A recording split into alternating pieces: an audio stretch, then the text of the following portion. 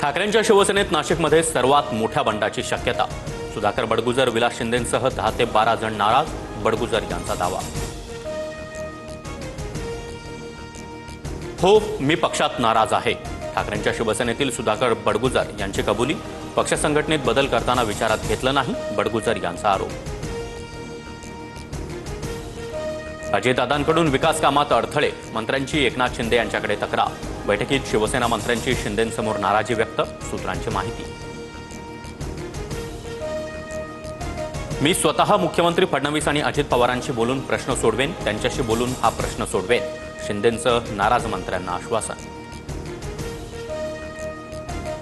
शरद पवारांनी पुढाकार घेतला तर अजित पवार त्याला मान देतील, मग कुणी कितीही मिठाचा खडा टाकत असेल तरी दोन्ही पक्ष एकत्र येतील, विधानसभा उपाध्यक्ष अण्णा बनसोडे यांचं वक्तव्य। घर जाण्याची भाषा करणारे चक्र मंत्रिमंडळात कसे, राज्यपालांना पत्र लिहिणार, विधान परिषद विरोधी पक्षनेते अंबादास दानवेंचा संजय शिरसाट यांच्यावर निशाणा।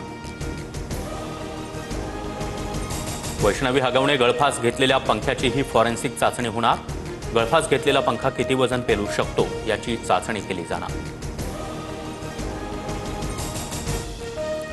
एसटी कर्मचाऱ्यांच्या महागाई भत्त्यात 7% वाढ, आता वर्षातून 53% महागाई भत्ता जाहीर होणार।